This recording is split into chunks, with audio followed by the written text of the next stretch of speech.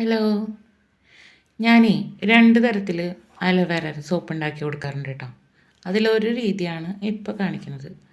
അത് അലോവേര നേരിട്ട് അതിൻ്റെ പൾപ്പ് എടുത്തിട്ട് അത് ജ്യൂസാക്കി അതിലേക്ക് അലോവേര ജെല്ലും പിന്നെ ബാക്കി വേണ്ടുന്ന കാര്യങ്ങളൊക്കെ ചേർത്തിട്ട് മിക്സ് ചെയ്ത് അതും കോക്കനട്ട് ഓയിലിൻ്റെ പ്യുവറായിട്ടുള്ള സോപ്പ് ബേസും ചേർത്ത് ഉണ്ടാക്കുന്ന രീതി കേട്ടോ. വേറൊന്ന് അലോവേര പൗഡറാണ്.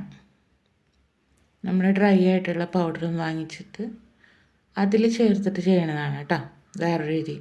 അപ്പോൾ അതിൻ്റെ വ്യത്യാസം എന്ന് പറഞ്ഞാൽ കളറിൽ നല്ല വ്യത്യാസം വരും.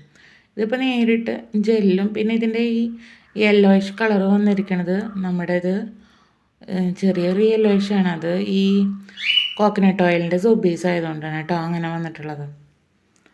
അപ്പോൾ ഇതിൽ coconut oil, olive oil, vitamin E അങ്ങനെ കുറച്ച് മിക്സ് ചെയ്തിട്ടൊക്കെയാണ് ഞാനിത് ഉണ്ടാക്കി കൊടുക്കുന്നത്.